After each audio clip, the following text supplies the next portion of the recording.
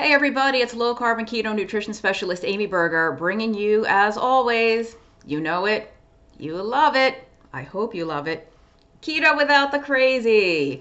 All right, two quick announcements before we get into today's very big topic. First announcement, I am not at the current moment doing a lot of long-term ongoing keto coaching support, but I can help you get started if you're new to eating low carb or keto, or if you've been doing it a while already and you're not happy with how it's going, if you need to do a little bit of fine tuning and troubleshooting, I can help with that. So check out the links below. There'll be a link to work with me or book a consultation. It says something like that.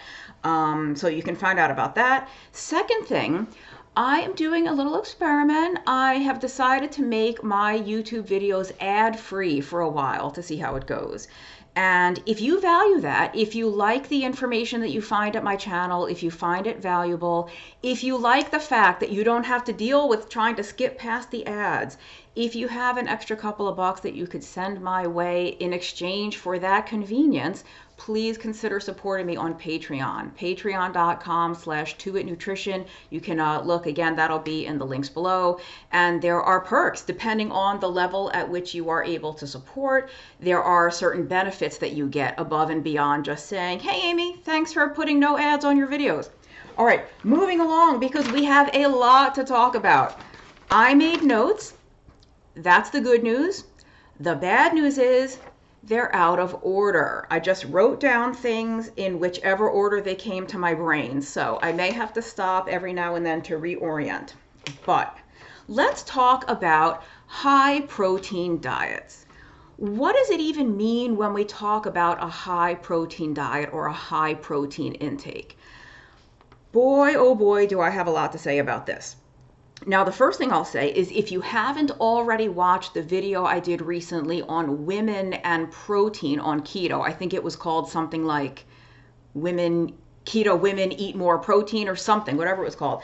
I'm going to go through just a couple of things real quick here that I addressed in that video just because they bear repeating. So there's a lot, it's so interesting in the diet wars, so to speak. Everyone's so obsessed with comparing carbs and fat, a high fat diet or a high carb diet, low fat or low carb.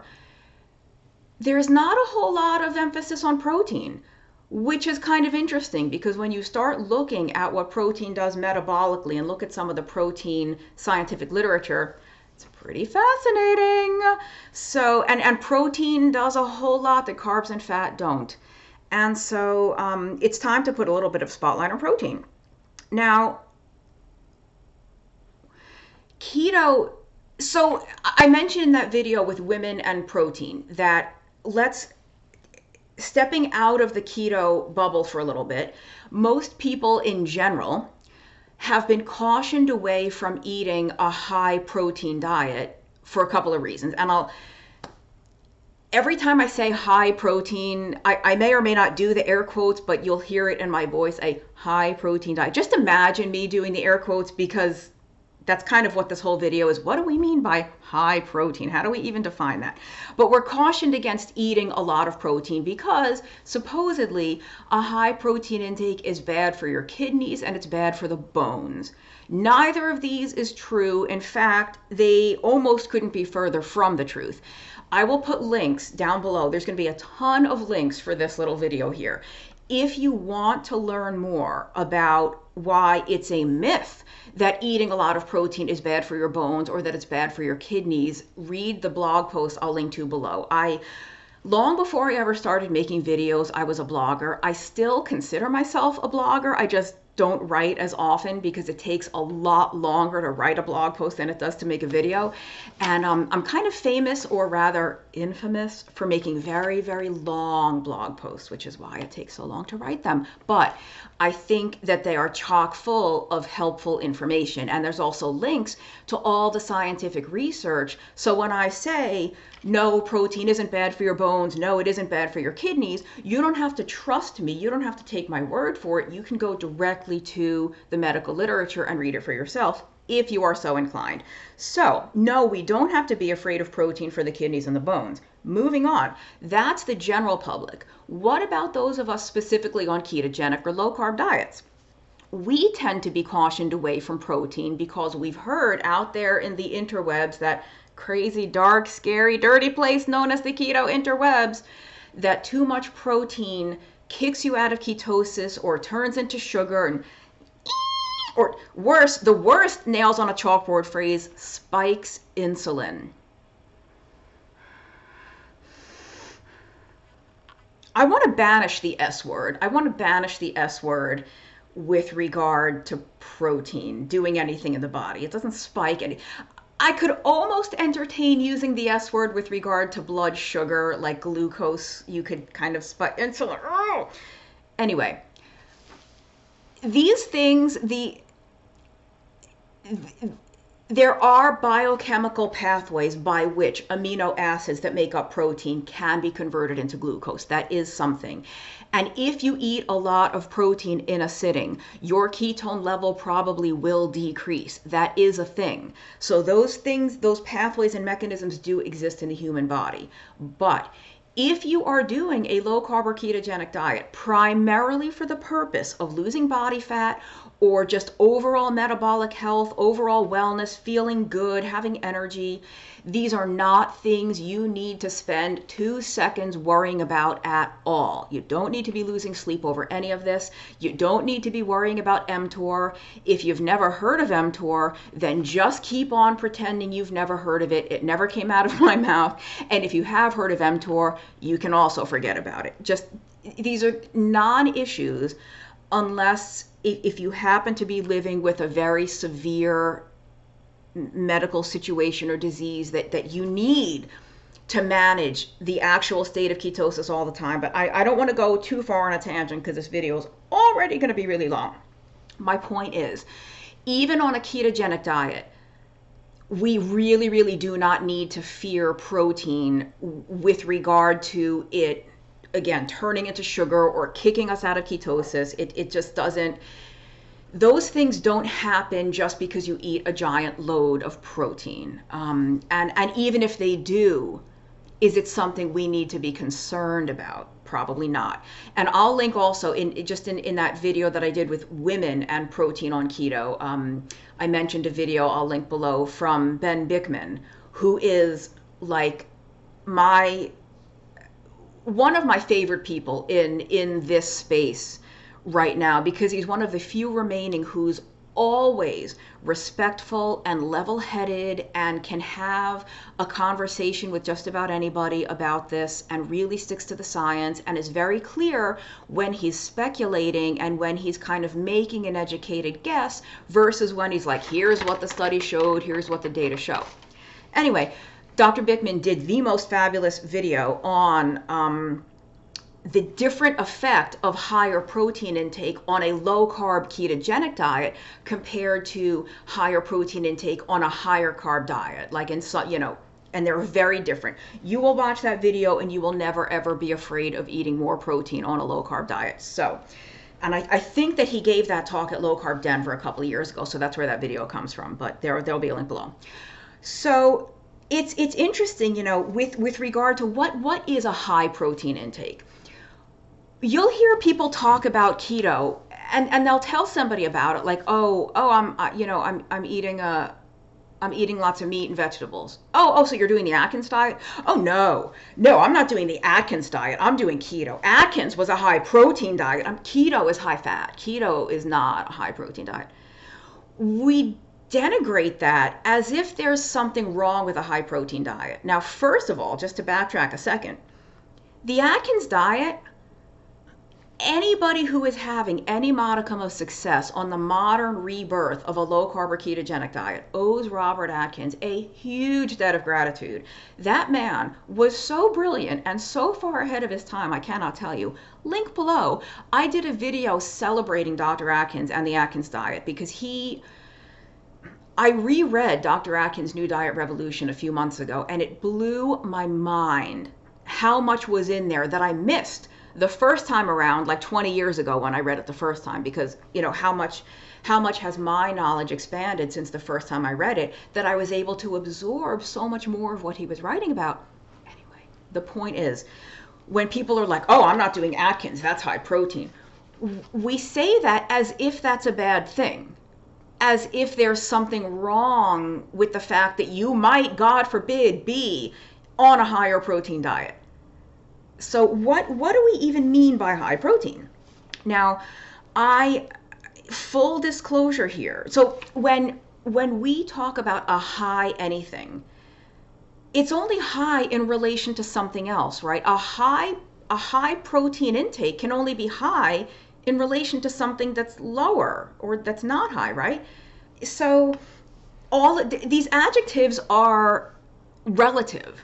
A low protein diet, a high protein diet, it's kind of relative to something else. I mean, there are absolutes, yes, but this term high protein is very problematic, and I'm about to tell you why, or at least explain to you my opinion why. Let's put it that way.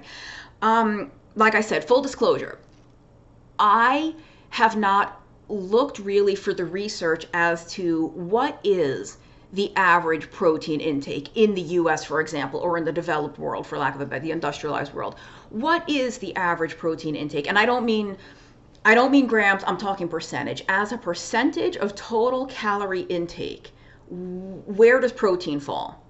And I hate percentages. I got to tell you right off the bat, I hate them. Hate percent. When somebody writes to me out of the blue with an email inquiry like, hey, I'm doing keto, I'm at 14% protein and 20% this and 50% this, and I know I'm not going to be happy. Like when somebody's having a hard time with keto and they start off with percentages, I already know that disaster is coming. It's never good when somebody's talking to me in percentages. I want to know grams. I want to know absolute amounts, absolute numbers. That being said, so much of the scientific literature on this talks in percentages. So that's what we're going to go with for now. The reason I'm saying that is because I have been a little bit lazy and I didn't really look to see what is the going average of protein intake as a percentage of calories, at least in the US. But my dear, esteemed, I'll call him friend, I don't know if he would be insulted by that or not, Dr. Ted Naiman, MD out of Seattle, super up on the protein stuff. I've heard him say more than once that the average is about 12%. 12% of calories in the American diet coming from protein. Now, that is an average, right? Some people are much higher. Some people are much lower. 12%. Now, if you're on a ketogenic diet, 12% probably sounds about right? It probably sounds exactly right or pretty reasonable. Because if you want to do a truly ketogenic diet, I'm not talking like half-assing it, just sort of, loosey-goosey. Truly keto, you might be at about 5% carbs, maybe 10%. And rightly or wrongly, the way you're thinking, keto is about probably at least 70% fat. Some people are doing 75, 80% fat. So let's say you're going to do 75% fat. And so 75% fat. Let's say, just to have round numbers here, you're at 10% carbs. There's 85% of your total calories. So there's only 15% left. So you've got 15% protein. So that, just on the surface, not knowing anything else about anything, that sounds like a reasonable approach to a true ketogenic diet, right? 10% carbs, 75% fat, 15% protein. It sounds perfect. But first of all, we all know, or I hope you know, keto doesn't work by macros. I'll put a link to a video. It's one of the very first videos I ever did. It was called "There's No Such Thing as Keto Macros." And why is so? And that's 15%. Ted Naiman said the average is about 12%. Why is this a problem? Why might this be a problem? Well, and so if that's average, if 12% is average, and keto we're thinking is moderate protein, we know we don't want to have too much protein on keto, so we're kind of like deliberately keeping an eye on it, and it's about 15-ish%. What is a high protein intake then? Now, There's something called the Institute of Medicine, and again, links, I'll have links to everything. The Institute of Medicine from the National Academies of Sciences in the US. These are not armchair little internet warriors. These are pretty serious scientists that are appointed to these panels. It's legit research, some of it anyway. I take issue with some of it. The point is, this isn't some like, this is a serious body of researchers. And in one of their publications, they have what they call the AMDR, Acceptable Macronutrient Distribution Range, AMDR. Their acceptable macronutrient distribution range for protein is 10 to 35% of calories. 10 to 35%. 35% of calories. They don't call that a high protein diet. That's acceptable. It's the acceptable macronutrient distribution range. It's not 35% is not high, it's acceptable. So to talk about a 30% protein diet like it's some kind of high protein diet, it's not. It's totally well within the acceptable range. Now, another way to define this, I actually want to read you an excerpt from a paper. Some of you may be familiar with the name Lauren Cordain, and he is a researcher. I don't know if he's still with Colorado State. He was at Colorado State University for a long time, and several of his colleagues, you might know the name Boyd Eaton. He was also, they're very, very well known in the paleo world, the paleo research world, looking at hunter-gatherer diets and kind of doing some assessments. They're really fascinating stuff. And so this paper is from 2000. So, only 20 years old. Like, it's only like we've known this stuff for a while. But this paper is called Plant-Animal Subsistence Ratios and Macronutrient Energy Estimations in Worldwide Hunter-Gatherer Diets. What that verbal diarrhea basically says is they studied a whole bunch of different hunter-gatherer populations in different parts of the world, different kinds of climates, different latitudes, elevations, the whole 9 yards. And they looked at differences or similarities in where these people were getting their food. Was it mostly plant sources? Was it mostly animal sources? And what did that do to the macronutrient energy, estimations? So protein, fat, carbs, when they were eating more plants versus more animals, or more animals versus more plants, what did that do to the protein, fat, carb overall of their diet, right? It didn't have to be exact. Here's what they found. I'm going to read it to you and then we'll discuss. Our analysis showed that whenever and wherever it was ecologically possible, hunter-gatherers consumed high amounts, 45 to 65% of energy, of animal food. Most, 73% of the worldwide hunter-gatherer societies derived over 50% of their subsistence from animal foods, whereas only 14% of these societies derived over 50% of their subsistence from gathered plant foods. This high reliance on animal-based foods, coupled with the relatively low carbohydrate content of wild plant foods, produces universally characteristic macronutrient consumption ratios in which protein is elevated, 19 to 35% of energy, at the expense of carbohydrates, 22 to 40% of energy. So, long story short, because most of these hunter-gatherer societies,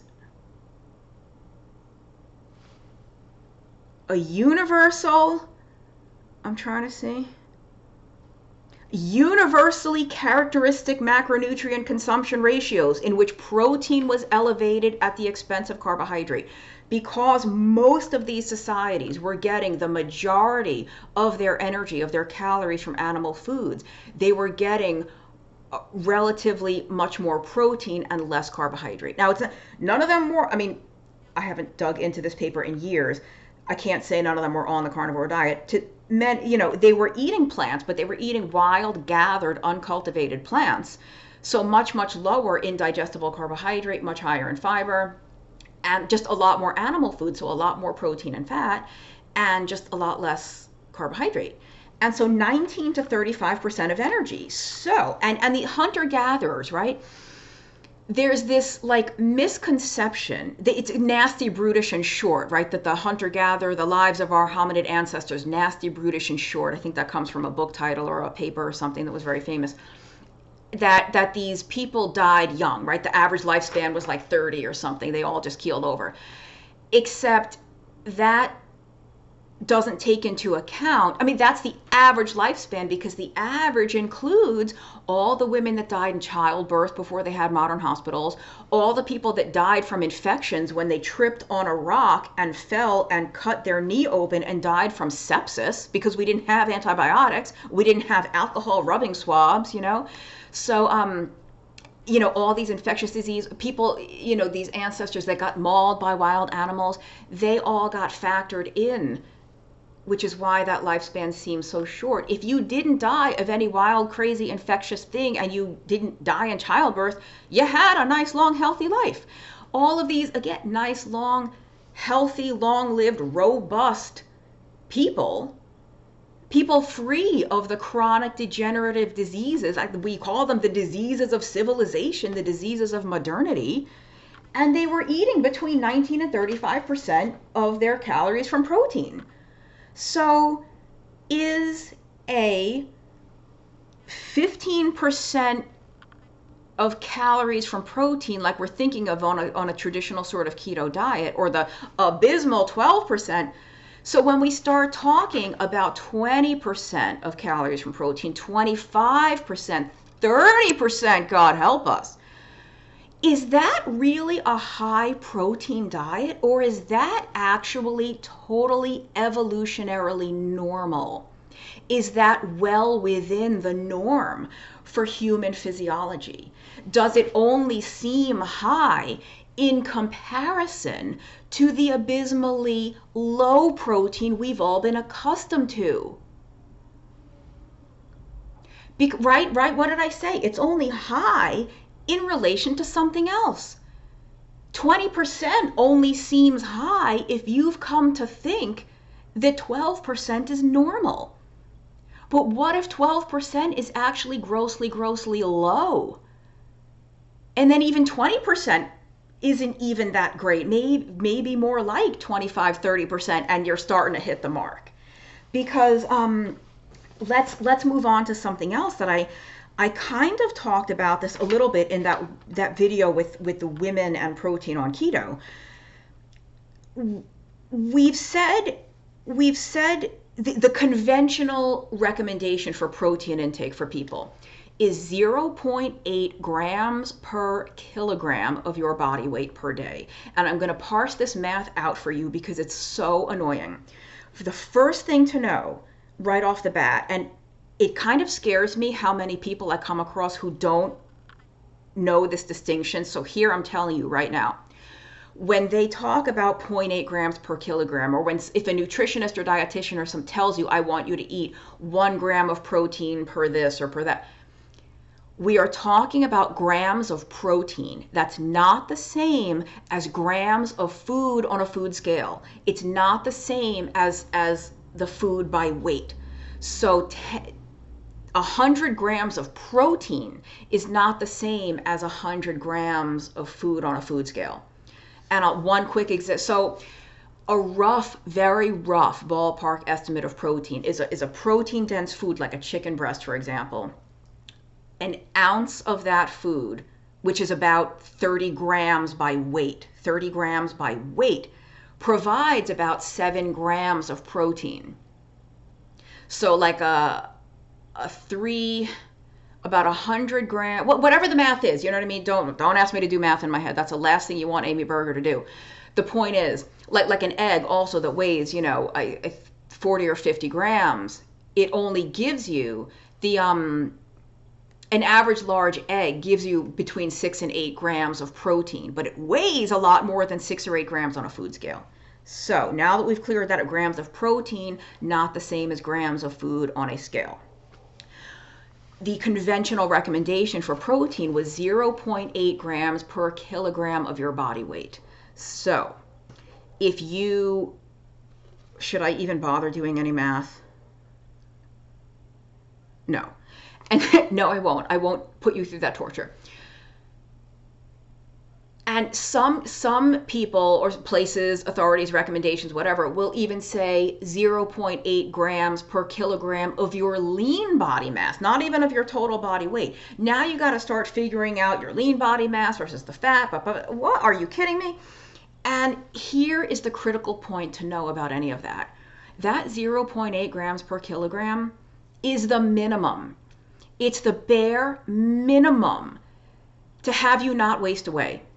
It's something called nitrogen balance, and I'll explain to you what that is in a second. But just know this, that 0.8 grams per kilogram of protein intake it was never recommended as the amount for optimal health.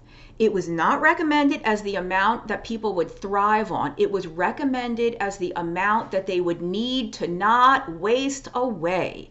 So when we talk about nitrogen balance, what it means is, protein contains nitrogen, like carbs and fat are basically all carbon and hydrogen. When you look at the molecular structure, it's all carbons and hydrogen. Protein is carbon and, sorry, did I say carbon and hydrogen and oxygen? Not enough coffee today, people. So it's proteins, carbohydrates and fats are carbon, oxygen, and hydrogen. Protein is carbon, oxygen, and hydrogen, and nitrogen. And there's a couple of amino acids that also have sulfur, but we're not going to go there. Protein is the compound that contains nitrogen.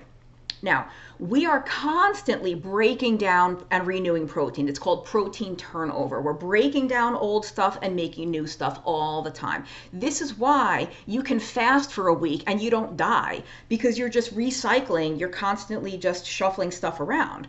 But eventually you do have to take some stuff in. You're going to run out of stuff eventually, or you're going to run out of the certain specific amino acids and parts and pieces you need. So nitrogen balance, they can measure how much are you breaking down in any given day, and how much new nitrogen from protein, how much new protein do you need coming in order to have what's going out, to equal what's going out. How much do you have to bring in to be in balance? And my camera is a little. Sometime soon, I will invest in a much better setup. Right now, you don't even want to know what's going on, but there's a reason it's a little crooked and everything is a little weird. This is a low budget operation, folks. Thank you for your patience. Anyway, balance, even if the balance looks a little crooked. But is that what you want? You want the bare minimum? You want the basement amount to not waste away. Don't you want to have long, strong, healthy nails? Don't you want to have lustrous hair? Don't you want to have nice, lustrous skin? Your bones are made of protein. Your tendons, your ligaments, your connective tissue, your blood vessels. I mean, everything is made of protein. So all the dopamine and thyroid hormone, these things are based in amino acids. So you don't want to be intaking the bare minimum just to be alive and sit there and have your heartbeat and not waste away. You want to thrive. You want to feel well. So you need more than 0.8 grams per kilogram of protein. And if you are an older person, and I can't give you a specific number for older, let's just say 65 or 70 plus years old. If you are a seasoned citizen, I don't like the word senior, I like seasoned. If you're a seasoned citizen, you need even more, because protein, remember I said at the beginning, protein does a lot inside us that fat and carbs don't. And protein all by itself, just eating protein, has some stimulatory effects on various processes in the body. Like, you will grow a little bit, grow isn't the right word, like synthesize a little bit of lean mass just by eating more protein. especially if you were deficient in the past. You're not going to necessarily like bulk up if you're not lifting and like actively resistance training. But when you start to shift your diet to a higher protein focus, certain things will happen with body composition shifting just by virtue of having more protein. And some of this is known as the anabolic effect of protein. Anabolic meaning growth promoting, growth stimulating, not always in a bad way. And we lose that as we age. The anabolic stimulus of protein attenuates as we age. So we need more protein to elicit the same effect. So let's, a 20-year-old guy, a 25-year-old guy can eat a certain amount of protein and his body will do a certain thing with it. A 75-year-old guy needs to eat much, much more protein to get that same effect. So again, I'll put links. I don't know if anyone even cares to dig into this research or not, but if you do, I've written a couple of articles about this for a writing gig I had a while back. Some of the research I came across recommends that for older people, 1.0 to 1.3 grams per kilogram. So really going significantly higher than the 0.8. And remember, not only are they recommending to get 1.0 to 1.3, a lot of older people aren't even getting the 0.8 to begin with. Very, very elderly people, especially if they live alone, they're not grilling themselves a steak for dinner. They're not going to go to the bother. It's much, much easier to pour themselves a bowl of cereal for dinner or to stick a piece of bread in the toaster oven for dinner. They're not going to give themselves scrambled eggs for breakfast. They're just not going to do it. For various reasons. That could be a whole other video, cooking issues and eating and chewing and digestive issues with elderly people. But the point is, you need even more protein if you're elderly. And most of the elderly people aren't even already getting the low minimum that's recommended. So this high protein, and they've done so many studies with varying degrees of higher protein, 3 grams per kilogram, 4 grams per kilogram, and we see no adverse effects. Now, granted, these studies don't go on for 10 years at a time, and it is very well possible there could be some adverse effect way, way down the line. Nobody's really doing that kind of amount anyway. So remember my recommendation in the video that I did with women was I was totally parroting Dr. Naiman, where he says a good ballpark. Now again, it could vary depending on your medical situation, depending on your goal, as always, depending on what you're trying to accomplish. That determines the strategy that might be best for you. But if you're looking for a certain body composition, if you're trying to lose body fat, women especially, you could aim for 1 gram of protein. Again, gram of protein, not gram of food by weight. 1 gram of protein per pound of your desired body weight. And let's see, I'll pull out my phone here because you don't want me doing the math in my head. I'm going to see if I can do some quick calculations here just as some examples. Where's my calculator? Let's say you're on a 1,200 calorie diet. And let's just say that we're going to have protein be 28, let's see. 1,200 calories. We'll have it be, let's start with 28%, just to see where that lands us. 28% of that is 336 calories. Protein is 4 calories a gram. You're looking at 84 grams of protein. That's, in my book, that's not that much. I'm like, oh, 84. That's totally reasonable. Some of you are probably closer to 60, 65. So that would be a pretty good increase for you. That would be like a 20 gram increase. That would be like a whole extra, piece of chicken or a whole extra piece of fish right there. Now and many of you are probably not doing 1,200. Many of you are probably more like 1,600. Now let's make this 1,600. And I should keep it at 28%. I'm tempted to go to 30, but I'll keep it at 28 just so we can compare it to the 1,200. That's 448 calories divided by 4. You're looking at 112 grams of protein. Now you're talking, ladies. Now you're talking. And that's only 28%. Let's see what happens if it's like 30% even. That's only 2% more, but divided by 4, 120 grams of protein. Remember what I said in that video about keto and women with protein? That let's say, for example, if your desired body weight is 120 pounds, you would look to get about 120 grams of protein a day. And most of you are nowhere near that. Nowhere near it. And you could have more. That's 30%. Now that's a 1,600 calorie diet. Let's say you did 35%. It would be even more. We don't really need to worry about this. And is that a high protein diet? No, it's actually not. I have not tracked my food in many, many years, but back when I did track it a long time ago, MyFitnessPal didn't even exist then. Carb Manager didn't even exist. There was something called Fit Day, and I think Fit Day still exists now, but it was like the only one back then. And I'm visualizing my little pie chart right now because I can see it clear as day.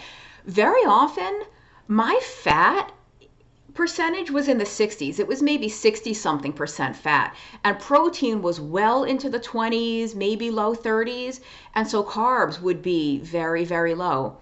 And carbs, yeah, I don't remember the exact numbers for carbs, but it must have been like 8% or so, somewhere along there, if I'm thinking protein was well into the high 20s, low 30s.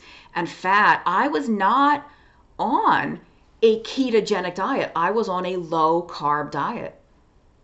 I was on a low carb, higher protein diet, I guess is what I would call it. I may or may not have been in ketosis.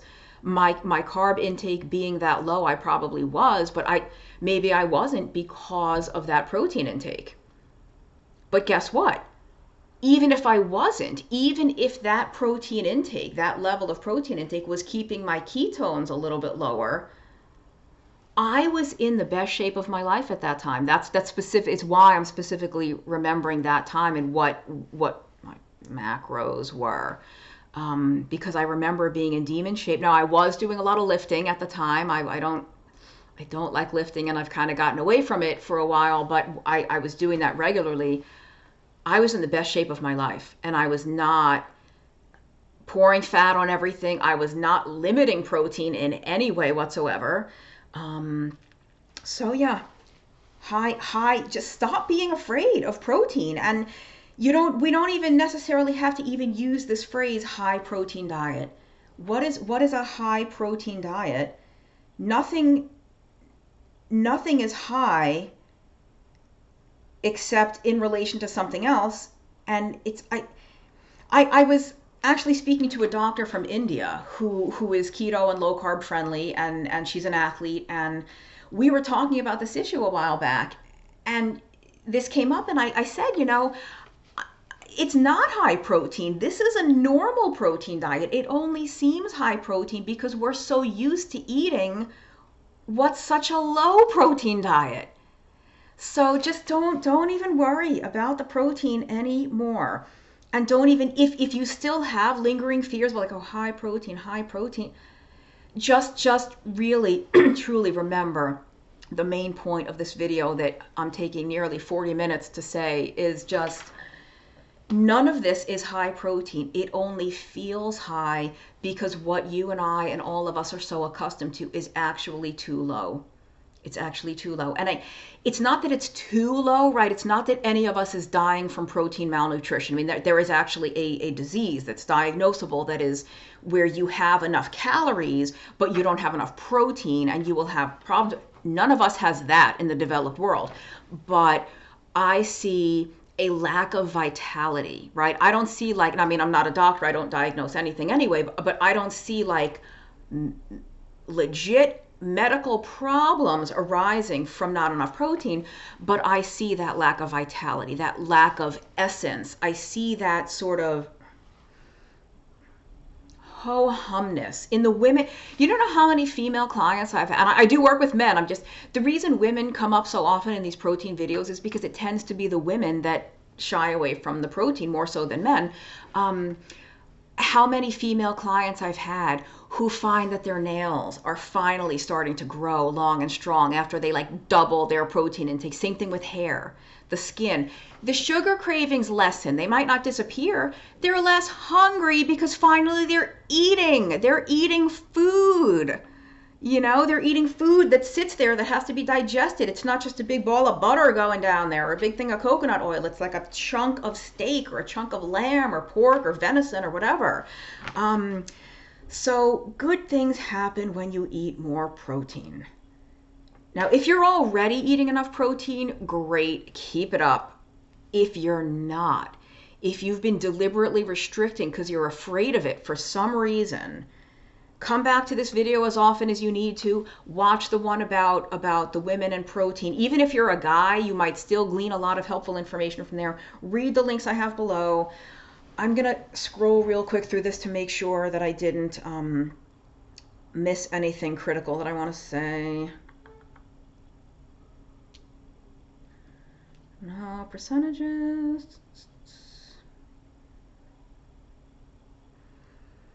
Yeah, if anything, instead of saying high protein diet with a little sneer and like as if it's something we should be afraid of, or it's something negative and something we kind of have to apologize for, like, oh, it's a high protein. We should, yeah, yes, I am doing a high protein diet. Thank you very much. Do you want to know about it? Yes, I did increase my protein intake. Want to hear about all the great things that have happened? Not that you should get in people's faces and evangelize about it, but let's start celebrating a higher protein intake instead of like feeling like we have to justify it and explain it and apologize for it and fear it. I'm done talking now. Check out the Patreon link below. Check out the consultation if you're interested in that. And I will see you next time. Take care.